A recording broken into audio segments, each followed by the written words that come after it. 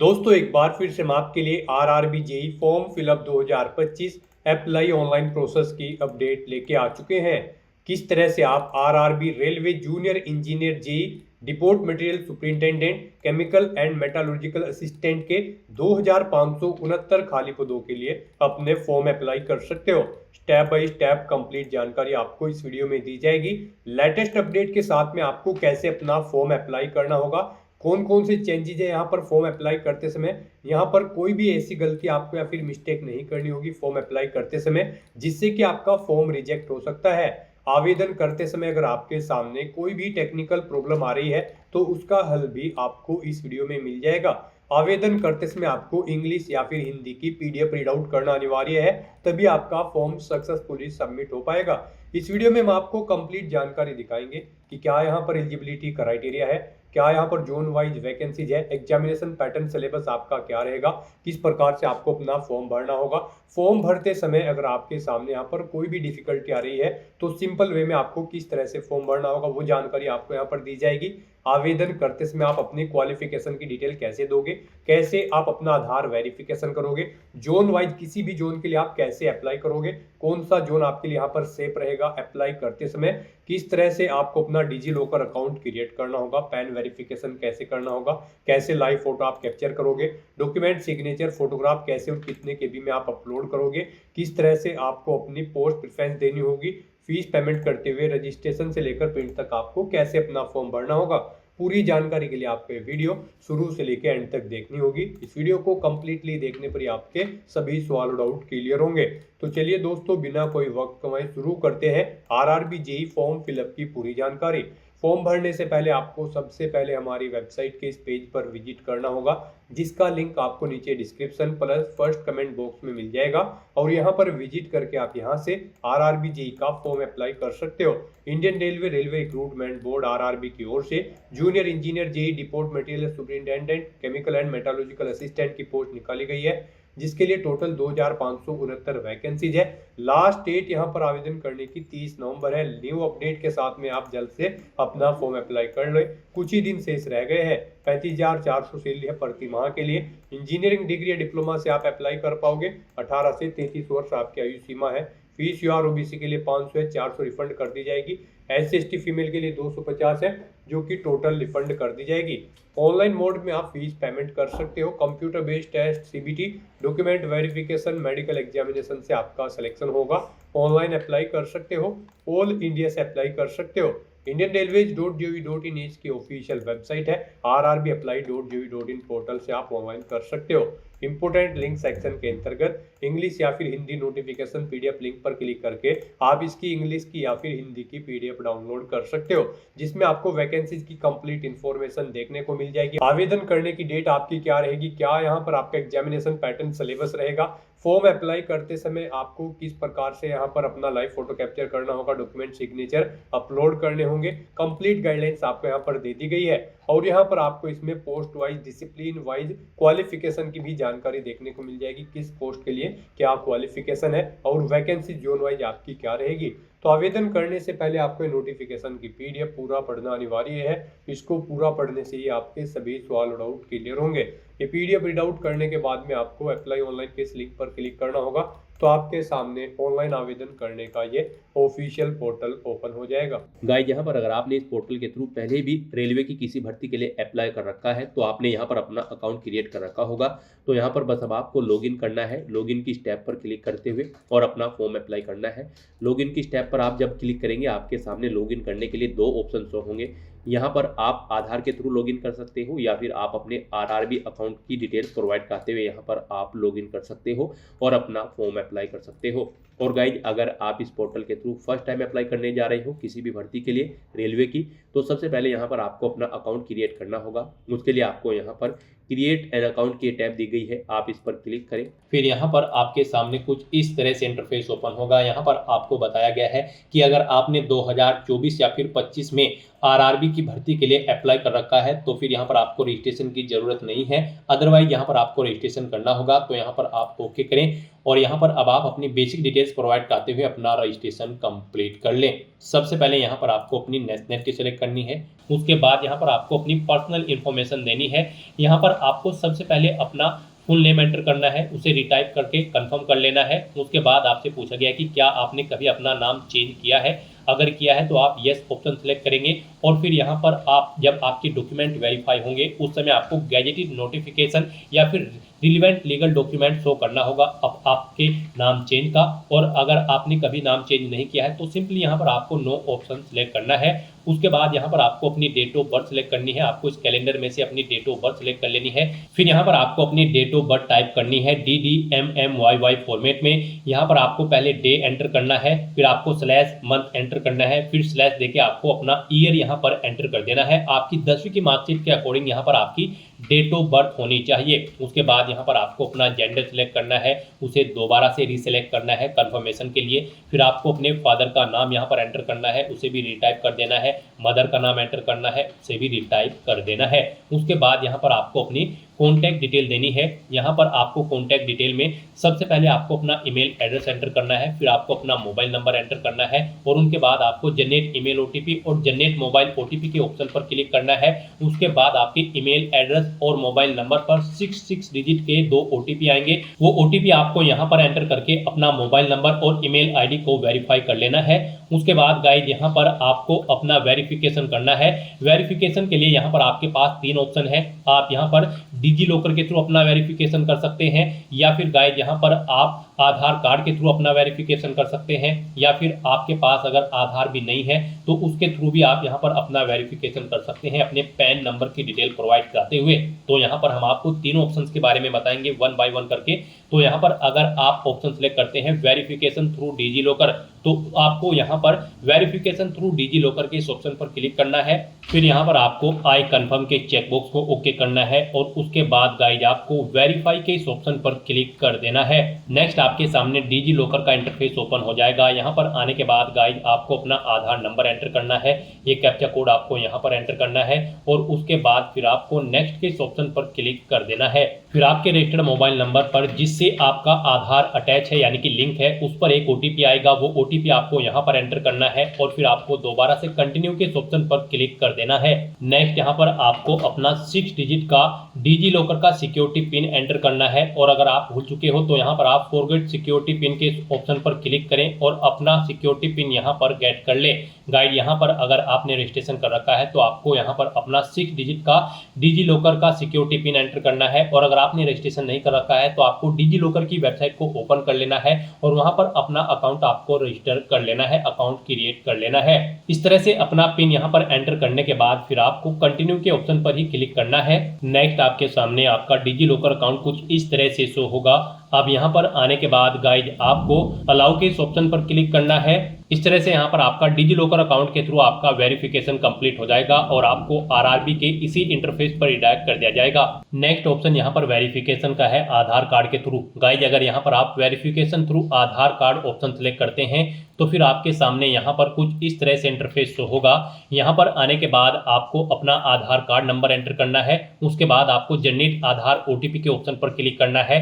आपके mobile number पर जिससे आपका आधार लिंक है उस पर एक OTP आएगा 6 डिजिट का, वो OTP आपको यहाँ पर एंटर करना है और फिर आपको यहाँ पर वेरीफाई के इस ऑप्शन पर क्लिक करते हुए आपको अपना आधार वेरीफाई कर लेना है। यहाँ पर आपके लिए सबसे बेस्ट ऑप्शन आधार कार्ड का ही रहेगा क्योंकि यहाँ पर आगे भी आपको आपके आधार की जरूरत पड़ेगी एग्जाम टाइम के दौरान, वहां पर भी आपको अपना आधार कार्ड शो करना होगा। तो यहाँ पर हम आपको सजेस्ट करेंगे आप यहाँ पर अपना वेरिफिकेशन आधार के थ्रू कर लें। ये आपके लिए सबसे बेस्ट ऑप्शन है। RRB की भर्ती में यहाँ पर आधार मस्ट कर दिया गया है। तो यहाँ पर अब उसके बाद एक और ऑप्शन है, अगर आप करना चाहे तो यहाँ पर आपका थर्ड ऑप्शन है I do not have Aadhaar card. आपको इस ऑप्शन पर क्लिक करना है। उसके बाद गाइज आपके सामने कुछ ये पॉपअप शो होगा।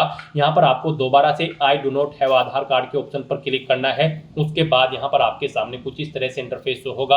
आप यहाँ पर इस चेकबॉक्स को ओके करें। उसके बाद यहाँ पर आप अपनी कोई वैलिड प्रूफ ID सिलेक्ट करें। पैन कार्ड यहाँ पर केवल आपको ऑप्शन दिया गया है। उसके बाद यहाँ पर आपका जो नाम पैन पर आधारित है वो नाम यहाँ पर आप एंटर करें, अपनी डेट ऑफ बर्थ इस कैलेंडर में से सिलेक्ट करें, अपना पैन नंबर यहाँ पर आप एंटर करें, उसके बाद किस अथॉरिटी ने आपको इशू किया है उसका नाम आपको देना है, प्लेस ऑफ इशू यहाँ पर आपको देना है, और उसके बाद फिर आपको प्रोसीड के ऑप्शन पर क्लिक करके इस थर्ड ऑप्शन के थ्रू भी आप अपना वेरिफिकेशन यहाँ पर कंप्लीट कर सकते हो। तो इनमें से आपको कोई भी ऑप्शन यूज करते हुए अपना वेरिफिकेशन कर लेना है, ये मस्ट है।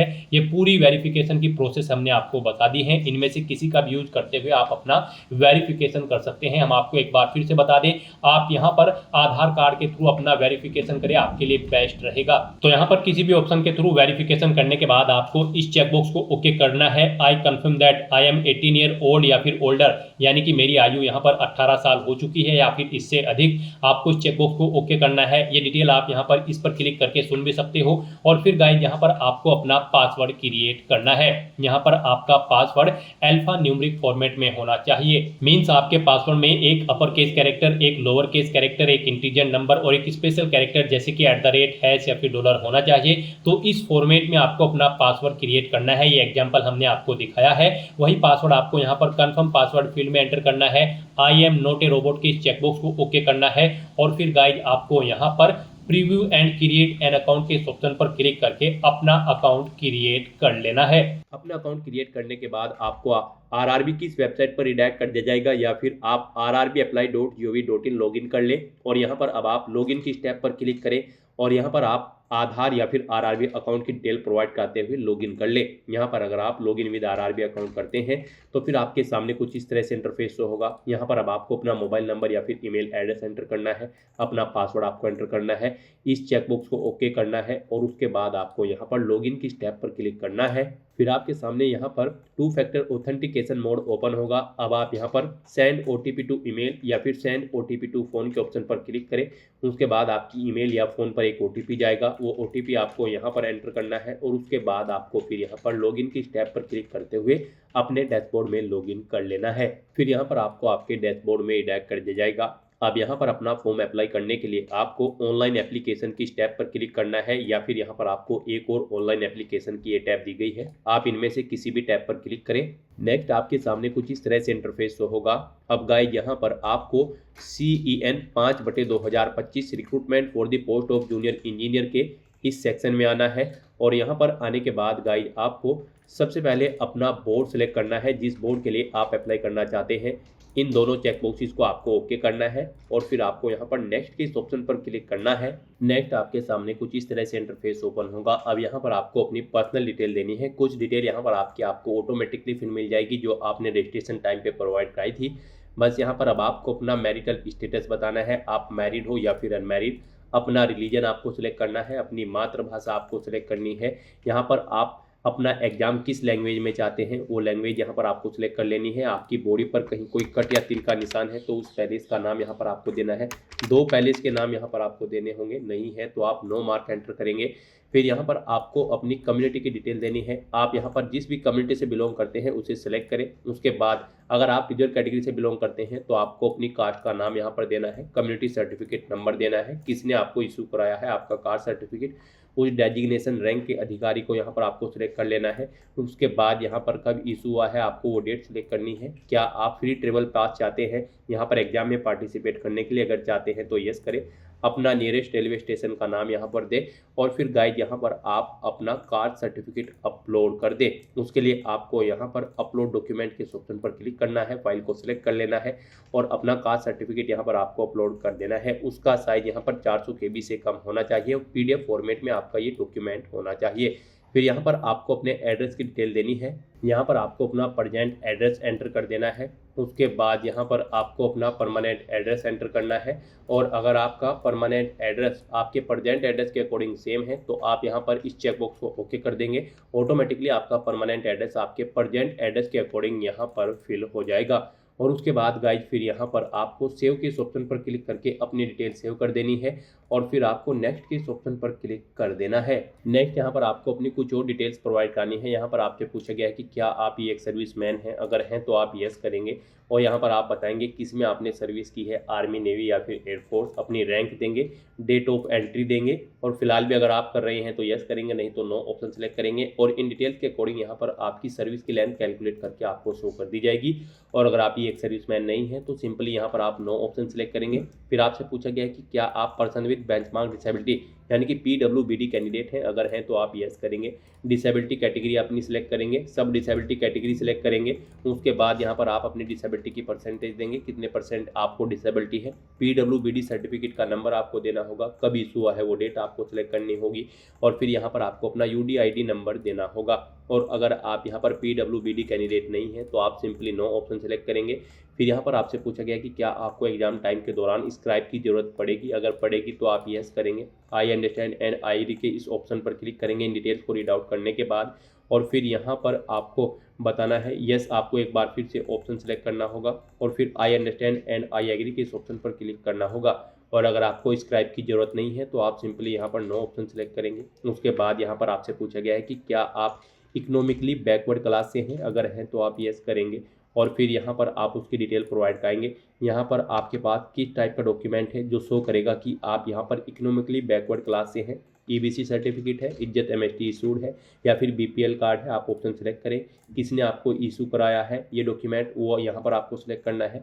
अपना सर्टिफिकेट का नंबर देना है, कब इशू हुआ है वो डेट आपको सिलेक्ट करनी है। और अगर आप EBC कैंडिडेट नहीं है तो सिंपली यहाँ पर आप नो ऑप्शन सेलेक्ट करेंगे। उसके बाद यहाँ पर आपसे पूछा गया है कि क्या आप रेलवे में सर्विस करते हैं, अगर करते हैं तो आप यस ऑप्शन सेलेक्ट करेंगे। और उसके बाद गाइज फिर यहाँ पर आप बताएंगे कि क्या आपके पास NOC है कंट्रोलिंग ऑफिसर की, यहाँ पर आप यस या नो करें। अपनी कैटेगरी सिलेक्ट करें, किस कैटेगरी में आप कार्यरत है रेलवे की। उसके बाद प्लेस ऑफ वर्किंग डे, अपनी यहाँ पर यूनिट या जोन सेलेक्ट करें जिसमें आप कार्यरत हैं। और गाइज अगर आप यहाँ पर रेलवे में कार्यरत नहीं है तो आप सिंपली नो ऑप्शन सेलेक्ट करेंगे। फिर यहाँ पर आपसे पूछा गया है कि क्या आप करंट में एम्प्लॉय हैं, यहाँ पर किसी सेंट्रल गवर्नमेंट, स्टेट गवर्नमेंट या फिर पब्लिक सेक्टर अंडरटेकिंग्स में अगर हैं तो आप ऑप्शन सेलेक्ट करें और उसकी डिटेल यहाँ पर आप प्रोवाइड करा दें। यानी कि यहाँ पर आपको ऑर्गेनाइजेशन का नाम देना होगा, कब से कब तक आप कार्यरत है या फिलहाल भी आप कार्यरत है वो यहाँ पर आपको बताना होगा। और गाइज अगर आप फिलहाल यहाँ पर करंट में एम्प्लॉय नहीं है तो आपको सिंपली यहाँ पर नॉट एप्लीकेबल ऑप्शन सेलेक्ट करना है। फिर यहाँ पर आपको अपनी बैंक डिटेल प्रोवाइड करनी है फीस रिफंड के लिए। यहाँ पर आपको अपना नाम एंटर करना है, अकाउंट होल्डर का नाम। फिर यहाँ पर आपको अपना बैंक अकाउंट नंबर एंटर करना है, उसे एक बार फिर से एंटर करके कंफर्म कर लेना है। यहाँ पर फिर आपको अपने बैंक का FSC कोड एंटर करना है, कंफर्म के इस ऑप्शन पर क्लिक करना है। फिर आपके बैंक का नाम और एड्रेस यहाँ पर ऑटोमेटिकली फैच करके आपको शो कर दिया जाएगा। इस तरह से अपनी डिटेल प्रोवाइड करने के बाद गाइज फिर आपको सेव के इस ऑप्शन पर क्लिक करके अपनी सभी डिटेल सेव कर देनी है और फिर आपको नेक्स्ट के इस ऑप्शन पर क्लिक करना है। नेक्स्ट यहाँ पर आपको अपनी एजुकेशनल क्वालिफिकेशन की डिटेल प्रोवाइड करनी है। सबसे पहले यहाँ पर आपको अपनी 10वीं क्लास की डिटेल प्रोवाइड करनी होगी। इस भर्ती में पार्टिसिपेट करने के लिए आपके पास इंजीनियरिंग डिग्री या फिर डिप्लोमा होना रिक्वायर्ड है। तो यहाँ पर सबसे पहले आप 10वीं क्लास की डिटेल प्रोवाइड करें। यहाँ पर आप स्पेल्सिंग के ऑप्शन पर क्लिक करेंगे और यहाँ पर आप अपनी 10वीं क्लास की डिटेल प्रोवाइड कराएंगे। अगर पहले से दे रखी है तो आप इसे अपडेट कर सकते हैं। यहाँ पर गाइज आपको अपनी क्वालिफिकेशन का टाइप सेलेक्ट कर लेना है। उसके बाद आपको स्टेट सेलेक्ट करना है, जिस स्टेट से आपने अपनी 10वीं क्लास पास आउट की है। क्वालिफिकेशन में आपको मैट्रिकुलेशन/SSLC सेलेक्ट करना होगा। फिर यहाँ पर आपको अपना डिस्ट्रिक्ट सेलेक्ट करना है, बोर्ड का नाम देना है जिस बोर्ड से आपने अपनी 10वीं क्लास पास आउट की है। पासिंग डेट आपको इस कैलेंडर के ऑप्शन पर क्लिक करके सिलेक्ट कर लेनी है, कब आपने अपनी 10वीं क्लास पास आउट की है। 10वीं का रोल नंबर यहाँ पर आपको अपना एंटर करना है और अपने सर्टिफिकेट का सीरियल नंबर भी यहाँ पर आपको 10वीं के एंटर कर देना है। और उसके बाद फिर आपको यहाँ पर अपडेट के इस ऑप्शन पर क्लिक करके अपनी डिटेल यहाँ पर अपडेट कर देनी है। फर्स्ट टाइम दे रहे हो तो फिर यहाँ पर आपको ऐड का ऑप्शन मिलेगा, आप अपनी 10वीं की क्लास की डिटेल यहाँ पर ऐड कर दें। और उसके बाद फिर गाइज यहाँ पर आपको अपनी डिग्री या फिर डिप्लोमा की डिटेल प्रोवाइड करनी है। यहाँ पर आपने डिग्री कर रखी है इंजीनियरिंग की या फिर बैचलर ऑफ साइंस की आपके पास डिग्री है या फिर आपके पास 3 साल का डिप्लोमा है इंजीनियरिंग का, आप अपने अकॉर्डिंग ऑप्शन सेलेक्ट करेंगे और उसकी डिटेल प्रोवाइड कराएंगे। जैसा कि हम आपको ऑलरेडी बता चुके हैं, इस भर्ती में पार्टिसिपेट करने के लिए जेई की इस पोस्ट पर अप्लाई करने के लिए आपके पास इंजीनियरिंग की डिग्री या फिर डिप्लोमा होना जरूरी है। तो यहाँ पर आप अपने अकॉर्डिंग ऑप्शन सेलेक्ट करें। मान लीजिए अगर आपके पास इंजीनियरिंग की डिग्री है तो आप degree in engineering option select करेंगे। उसके बाद यहाँ पर आप डिसिप्लिन सेलेक्ट करेंगे, जिस डिसिप्लिन के अंतर्गत आपके पास यहाँ पर इंजीनियरिंग की डिग्री है। उसके बाद यहाँ पर आपको कोर्स का नाम देना होगा जो कि आपके सर्टिफिकेट पर है। फिर यहाँ पर आपको अपना स्टेट सेलेक्ट करना होगा, जिस स्टेट से आपने अपनी इंजीनियरिंग डिग्री की है। डिस्ट्रिक्ट सेलेक्ट करना है उसका। फिर यहाँ पर आपको यूनिवर्सिटी का नाम देना है, जिस यूनिवर्सिटी से आपने अपनी ये डिग्री पास आउट की है। फिर आपको पासिंग डेट यहाँ पर सिलेक्ट कर लेनी है अपनी डिग्री या फिर डिप्लोमा की, जब आपने पास आउट की है। अपनी परसेंटेज यहाँ पर आपको एंटर करनी है, कितने परसेंट मार्क्स आपने इसमें ऑब्टेन किए हैं। इस तरह से अपने डिटेल प्रोवाइड करने के बाद फिर आपको ऐड के इस ऑप्शन पर क्लिक करके अपनी डिटेल ऐड कर देनी है। और फिर गाइस यहाँ पर आपको अपनी डिटेल सेव करते हुए नेक्स्ट के ऑप्शन पर क्लिक करना है। नेक्स्ट यहाँ पर आपको अपना फोटो और सिग्नेचर अपलोड करने हैं। यहाँ पर आपको फोटो कैप्चर करने के लिए दो ऑप्शन दिए गए हैं। आप यहाँ पर डायरेक्टली कैप्चर लाइव इमेज के ऑप्शन पर क्लिक करें, अपने वेब कैमरा के थ्रू अपना लाइव फोटो कैप्चर कर लें, या फिर आप यहाँ पर capture live image from mobile के इस ऑप्शन पर क्लिक करें। आपके सामने यहाँ पर एक QR कोड शो होगा। इस QR कोड को आप अपने मोबाइल फोन से स्कैन करें। अपने मोबाइल फोन में आपने जो भी यहाँ पर QR कोड स्कैनर इंस्टॉल किया हुआ है उसके थ्रू आप इसे स्कैन करें। उसके बाद आपके मोबाइल फोन में आपको अपना RRB का अकाउंट लॉगिन करना होगा। अपने लॉगिन की डिटेल प्रोवाइड करते हुए आपको अपने डैशबोर्ड में लॉगिन कर लेना है और फिर वहां से आपको अपना फोटो लाइव कैप्चर करना है। फोटो कैप्चर करते समय आपको अपना फेस सर्कल में प्रॉपर वे में लाना है और अपनी आंखों को 2 या 3 बार ब्लिंक करना है। उसके बाद यहाँ पर आपका लाइव फोटो कैप्चर हो जाएगा आपके मोबाइल फोन से। यहाँ पर फोटो कैप्चर करते समय आपको कुछ जनरल इंस्ट्रक्शंस दिए गए हैं, आपको इन्हें रीड आउट कर लेना है। फोटो कैप्चर करते समय आपको सफेद कपड़े नहीं पहनने हैं और जिस स्थान पर आप अपना फोटो कैप्चर करेंगे वहां पर प्रॉपर वे में लाइट होनी चाहिए और प्लेन बैकग्राउंड उस स्थान का होना चाहिए। और यहाँ पर आपको बिल्कुल सीधा कैमरे की तरफ देखना है और आपको यहाँ पर फोटो कैप्चर करते समय अपने सर पर कोई टोपी या फिर कैप नहीं पहननी है, ना आपको अपने चेहरे पर कोई मास्क लगाना है और ना ही आपको अपने आंखों पर कोई चश्मा यहाँ पर पहनना है। तो यहाँ पर आपको कुछ इन इंस्ट्रक्शंस को ध्यान में रखते हुए अपना लाइव फोटो कैप्चर कर लेना है। दोस्तों, मोबाइल से लाइव फोटो कैप्चर करने के लिए सबसे पहले आपको अपने फोन में QR code scanner application open करनी होगी। उसके बाद में आपको ये बार कोड यहाँ पर स्कैन कर लेना होगा। उसके बाद में आपको इस लिंक पर क्लिक करना होगा। उसके बाद यहाँ पर आने के बाद में आपको RRB अकाउंट के अंतर्गत अपने डैशबोर्ड में लॉगिन करना होगा। लॉगिन करने के लिए आप आधार से लॉगिन कर सकते हो या फिर RRB अकाउंट के थ्रू लॉगिन कर सकते हो। जैसे कि हम आपको RRB अकाउंट के थ्रू लॉगिन करके दिखा रहे हैं। सबसे पहले आपको यहाँ पर अपना ईमेल एड्रेस एंटर करना होगा, पासवर्ड आपको एंटर करना होगा और इस चेक बॉक्स को ओके करना होगा और यहाँ पर लॉगिन की स्टेप पर क्लिक करके अपने डैशबोर्ड में लॉगिन कर लेना होगा। लॉगिन करने के लिए आपको ईमेल आईडी या फिर मोबाइल फोन पर एक OTP सेंड करना होगा। उसके लिए आपको यहाँ पर इस लिंक पर क्लिक करना होगा। OTP एंटर करने के बाद में आपको लॉगिन की स्टेप पर क्लिक करना होगा। लॉगिन करने के बाद में आपके सामने कुछ इस तरह से इंटरफेस ओपन हो जाएगा। यहाँ पर आकर आपको इस पेज को स्क्रॉल डाउन करना होगा और यहाँ पर आप देख सकते हो capture live image. Live photo capture करने के लिए आपको इस टैब पर क्लिक करना होगा और अपना लाइव फोटो कैप्चर कर लेना होगा। फोटो कैप्चर करने के लिए आपको अपना फेस इस सर्कल के अंतर्गत लाना होगा और अपनी आंखों को यहाँ पर ब्लिंक करना होगा वेरिफिकेशन के लिए और उसके बाद में कैप्चर के इस टैब पर क्लिक करके अपना लाइव फोटो कैप्चर कर लेना होगा। तो इस तरह से आपका लाइव फोटो कैप्चर हो जाएगा और उसके बाद में आपको सेव की टैब पर क्लिक करके अपना लाइव फोटो जो आपने कैप्चर किया है उसको सेव कर देना होगा। उसके बाद गाइस यहाँ पर आपको अपने सिग्नेचर अपलोड करने हैं। सिग्नेचर यहाँ पर आपके JPG या फिर JPEG फॉर्मेट में होने चाहिए। सिग्नेचर की विड्थ आपकी 140 पिक्सल होनी चाहिए, हाइट 60 पिक्सल होनी चाहिए। सिग्नेचर यहाँ पर आपको एक ब्लैंक इंक पेन से व्हाइट पेपर पर करने हैं। यहाँ पर आपको एक बॉक्स क्रिएट करना है जिसकी विड्थ 140 पिक्सल होनी चाहिए और हाइट उसकी 60 पिक्सल होनी चाहिए। उसमें आपको अपने सिग्नेचर यहाँ पर करके अपलोड करने हैं।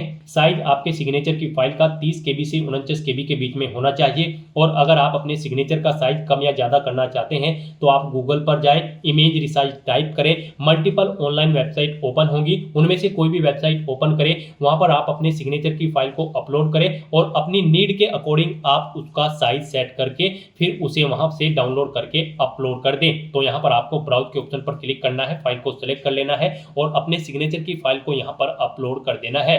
तो इस तरह से यहाँ पर आपका लाइव फोटो कैप्चर हो जाएगा और सिग्नेचर आपके आपके अपलोड हो जाएंगे। उसके बाद आपको इस पेज को नीचे स्क्रॉल डाउन करना है और फिर गाइज आपको सेव के ऑप्शन पर क्लिक करके अपना फोटो और सिग्नेचर यहाँ पर सेव कर देने हैं और उसके बाद फिर आपको नेक्स्ट के ऑप्शन पर क्लिक कर देना है। नेक्स्ट यहाँ पर आपको अपनी पोस्ट और जोन की प्रेफरेंस देनी है। यहाँ पर पीछे अब तक आपने जो डिटेल प्रोवाइड कराई है उसके अकॉर्डिंग आपकी एलिजिबिलिटी के अकॉर्डिंग पोस्ट और जोन्स की लिस्ट यहाँ पर आपको शो कर दी गई है। यहाँ पर आप जिस भी पोस्ट और जोन को जिस नंबर पर प्रेफरेंस देना चाहते हैं उसके सामने आप प्लस के ऑप्शन पर उसी नंबर पर क्लिक करें और यहाँ पर सेकंड कॉलम में उन्हें 1 बाय 1 करके आप ऐड कर दें। यहाँ पर आप जिस भी पोस्ट और यूनिट को जिस नंबर पर प्रेफरेंस देना चाहते हैं उस नंबर पर क्लिक करके उसे यहाँ पर आप ऐड कर दें। फिर आपको इस चेकबॉक्स को ओके करना है। डिक्लेरेशन सेक्शन में आना है। I have be declare that, इस चेकबॉक्स को ओके करना है। यहाँ पर अपना पहले ही सेंटर करना है और उसके बाद गाइज आपको यहाँ पर सेव के ऑप्शन पर क्लिक करके अपनी डिटेल सेव कर देनी है और उसके बाद फिर आपको यहाँ पर प्रीव्यू एप्लीकेशन के ऑप्शन पर क्लिक कर देना है।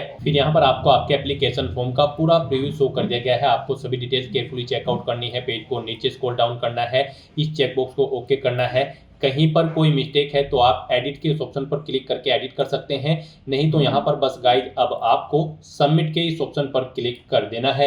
नेक्स्ट यहाँ पर आपको अपना फीस पेमेंट करना है। यहाँ पर आपको आपकी कैटेगरी के अकॉर्डिंग एप्लीकेशन फीस का अमाउंट शो कर दिया जाएगा। रिजर्व कैटेगरी कैंडिडेट के लिए यहाँ पर 250 रुपये फीस है और अनरिजर्व कैटेगरी कैंडिडेट के लिए 500 रुपये फीस है। इसमें से इनको 400 रुपये फीस रिफंड कर दी जाएगी और रिजर्व कैटेगरी कैंडिडेट की सभी फीस यहाँ पर आपको रिफंड कर दी जाएगी। लेकिन यहाँ पर फॉर्म कंफर्मेशन के लिए आपको अभी अपना फीस पेमेंट करना है, तो उसके लिए गाइड यहाँ पर अब आपको पे विद SBI ई पे के ऑप्शन पर क्लिक करना है और प्रोसीड करते हुए आपको यहाँ पर फीस पेमेंट के इंटरफेस पर आ जाना है। यहाँ पर आप debit card, credit card, net banking, UPI या फिर वॉलेट के माध्यम से अपना फीस पेमेंट कर सकते हो। यूपीआई यहाँ पर आपके लिए सबसे बेस्ट और इजी ऑप्शन रहेगा। आप यूपीआई के ऑप्शन पर क्लिक करें। यूपीआई में भी फीस पेमेंट करने के लिए आपके पास दो ऑप्शन है। आप अपनी यूपीआई आईडी एंटर करें, वैलिडेट यूपीआई आईडी के ऑप्शन पर क्लिक करते हुए अपना फीस पेमेंट कर दें, या फिर गाइड यहाँ पर आप यूपीआई क्यूआर के ऑप्शन पर क्लिक करें, फिर यहाँ पर पे नाउ के ऑप्शन पर क्लिक करें। ये क्यूआर कोड आप अपने यूपीआई एप्लीकेशन से स्कैन करें और अपना फीस पेमेंट कर दें। सक्सेसफुली फीस पेमेंट करने के बाद यहाँ पर आपके एप्लीकेशन फॉर्म की सभी टास्क कंप्लीट हो जाएगी और आपका फॉर्म सबमिट हो जाएगा। उसके बाद आपको अपने एप्लीकेशन फॉर्म का एक हार्ड कॉपी प्रिंट आउट ले लेना है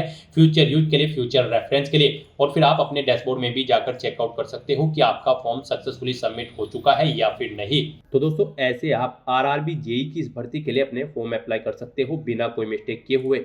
आज की इस वीडियो में बस इतना ही। आई होप ये वीडियो आपको पसंद आई होगी। अगर पसंद आई हो तो इसे लाइक और शेयर करें। चैनल पर नए हो तो इसे सब्सक्राइब कर लें। Thanks for watching.